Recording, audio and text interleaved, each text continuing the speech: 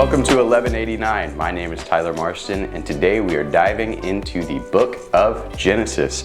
Genesis is the biblical account of the origin of everything.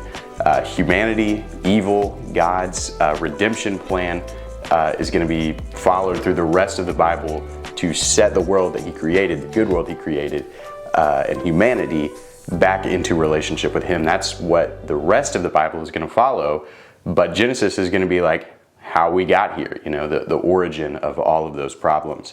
And chapter 1 is really important. It's the first chapter of the Bible, and it's foundational to our faith because it answers the question, what kind of God do we serve? And so to answer that, we'll look at creation from God's point of view. We're going to take a step out of human eyes and look at the world from God's point of view and see how He created it, see the structure He gave it, see why He ordered it the way He did, to give us an insight on what kind of God He is and how non-sovereign we are as humans. So starting in verse 1, Genesis 1, verse 1, in the beginning, God created the heavens and the earth. It doesn't get any more simple than that. It's really kind of a subtitle setting up the rest of the story, where it's telling you what the story is going to be about. In the beginning, God created the heavens and the earth. And it starts with God. It doesn't say in the beginning, there was the heavens and the earth and God was there. It says in the beginning, God created the heavens and the earth. God is the main character of this story. He's going to be the main character for the entire Bible. It puts God first. Verse 2, the earth was formless and void, and darkness was over the surface of the deep, and the Spirit of God was moving over the surface of the waters. So these images of darkness, formless, void, are images of nothingness, of non-creation, of non-existence, chaos without purpose. And in our context, we might use things like black or space, and sometimes that creates a little bit of a hard understanding point for Christians today, because in the ancient times, these formless, void, deep waters, even though we think of the water as something, to them, it represented non-existence. It represented non-creation. Just like black void space would represent nothingness to us today, even though those all represent words that actually refer to something. Yet, even in that dark and formless void, there's the Spirit of God. He's unfazed by the nothingness. He has a purpose where there is no purpose. He has order where there is chaos. In verse 3, God creates light, but He doesn't create the sun, moon, and stars yet. No, He creates light and separates that from the dark. The light source is God Himself. This is in contrast to the gods of Israel's neighbors who would battle and war to make order, but God separates the light from the darkness with just a word. He just says, "Let there be light," and it was. In verse 4 and 5, God separates and gives order and purpose to that light. He calls the light day, and the darkness He calls night, and there was evening and there was morning, and that was one day. He's structuring things. He's giving order to an orderless creation. The light has a purpose, and it has a role to play, and that's to be the day. And the darkness, even though it's the absence of light, it still has a purpose. It's night. And it has a role to play. And they serve to mark the times of the day, right? That's something that we don't talk about a whole lot in this chapter, is how much structure there is in Genesis 1, how much order He's setting into the cosmos. In verses 6 through 10, He separates the waters to make the sky, and separates the land and the waters on days 2 and 3. And again, that's structure. He's got the way things were in the pre-creation state. All the water He separates to make the sky. He's ordering that. And then the dry land, he pulls back the water and says, don't go past this point, and brings up dry land out of that. And he's structuring things, dividing things, creating realms of different roles. And then he causes fruit and vegetation according to its kind in verse 11, right? Remember, according to its kind. So an apple seed does not bear oranges, and an orange seed bear apples, and it's not random. Everything's according to its kind. There's structure, there's order. That's what God is about right here. In verses 14 through 19, he sets inhabitants in the light and dark. So we had the first 3 days of creation. He was structuring and ordering and creating realms. And in days 4 through 6, he's going to be inhabiting those realms. And in days 4, on day 4, he sets up the sun, the moon, and the stars. And they're the inhabitants of the light and dark. And he sets them to rule over the day and over the night. He delegates to them what he was doing before. So before, God was the source of the light. Whenever he spoke and let there be light, it was coming out of him, right? He was the source of it. But now he's delegating what he had been doing to another body, to the Son. And that's what it means to rule. We're going to see that through the rest of the entire Bible. What it means to rule is to be delegated a responsibility from God, and to see that as a divine calling upon your life, and leading others in the same way that God would.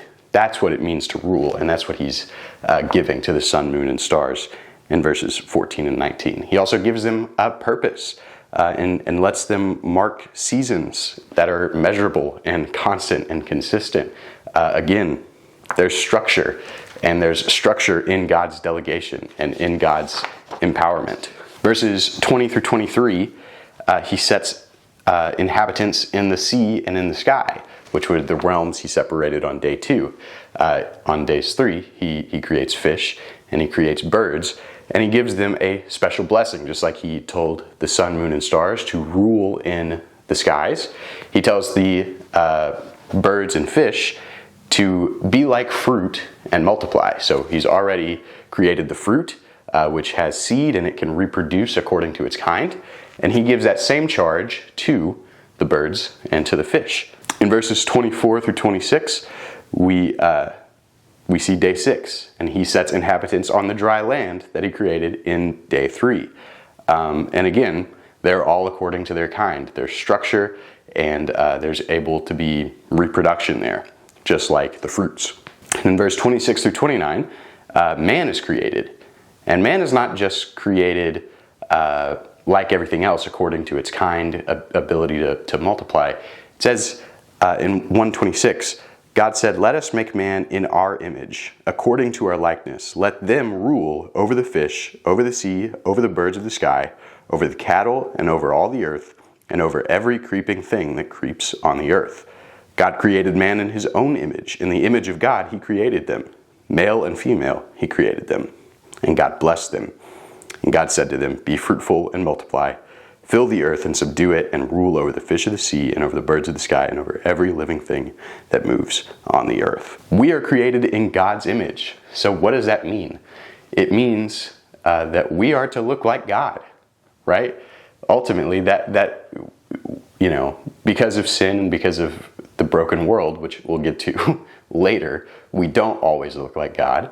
But originally, in the beginning, we were created to be in the image of God, to look like God, to reflect God to the rest of creation, to rule. He delegates his authority over fish and over birds and over animals and over the ground and over the land.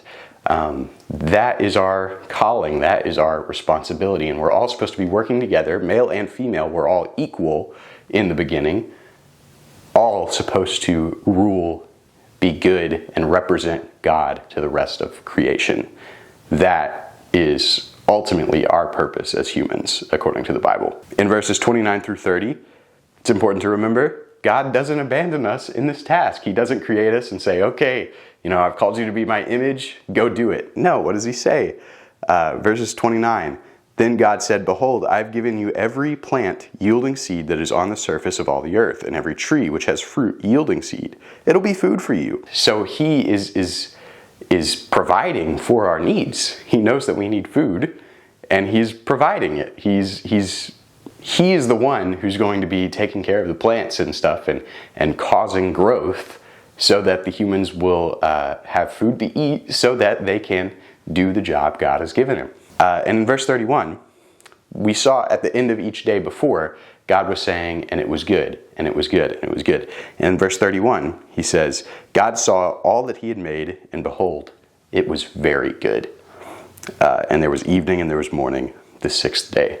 So on this day, it was very good because his creation was finished. And then continuing on into chapter 2 just a little bit to wrap up this 7-day story. In verses 1 through 3, all the heavens and the earth were completed and all their hosts. So again, all the heavens and the earth, all those dominions, all those realms, and their inhabitants, all their hosts. By the seventh day, God completed the work which he had done, and he rested on the seventh day from all the work which he had done. Then God blessed the seventh day and sanctified it, because in it he rested from all his work which God had created and made. Rest versus work. This is going to be a major theme through the Bible. And in Sabbath laws, in Proverbs, in wisdom literature, in Jesus' own ministry, these are all ideas that are going to crop back up. When should we rest? When should we work? Why do we rest? Why do we work? And even in our time, this is still a really big debate. There are a lot of followers of Jesus and a lot of followers of the Yahweh God who agree and disagree on how Sabbath laws should be interpreted. But the point is this: God can't get tired. God doesn't get tired. He doesn't rest to refresh himself because he needs more energy. He's God. He's infinite. He's the source of all energy. He's done. That's why he's resting, is because he's content with everything he's done, and he doesn't desire anything more. He's at a point where this is very good. Like, I can't improve on it in any way. And that's what the resting signifies. And he wants to enjoy his work. He wants to enjoy his creation, right? And so this marker in the week is going to represent, for the Jewish people going forward, it's going to represent a day to enjoy creation and enjoy God's creation and recognize that he's the one providing all of it, right? God is the one providing for the humans in the garden in the story, and God is the one providing for us even still today. In all the other cultures of the world, they would have worked every day because they have to eat every day, right? But for the Jews, they could take one day and say, you know what, I'm going to remind myself, even though this is a broken world and I do have to work 6 days out of the week, I'm going to take one day and remind myself that ultimately what I'm doing is dependent on whether God provides for me. God is the ultimate provider of life, the ultimate sustainer of life, no matter what I do. And if I take one day off, I'm going to show God that I acknowledge that.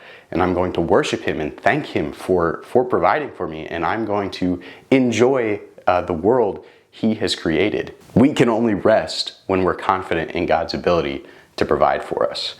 And I think that's what the seventh day represents. So, in summary, let's contrast this story with the stories that Israel's neighbors would have told about creation. Those are gods who don't give or empower, or sometimes they don't even order things. Sometimes they're not structured. Those are gods who are only supreme, only one part of creation. They're only supreme over the seas, or over the birds, or over the skies, or, this God that we're worshiping is sovereign over all of that. He created all of that and structured all of that. And he's good. He wants the best for his creation, for his people and his animals and everything else. We serve the greater God who creates, structures, blesses, empowers, gives, and rests. That's the kind of God we serve. This has been 1189. Thanks for watching. Tomorrow we'll be looking at Genesis chapter 2. And I hope you'll join us for that. Leave your comments in the box below on what you think about Genesis 1, and I would love to have conversations with you guys. Thanks for watching. Join us tomorrow.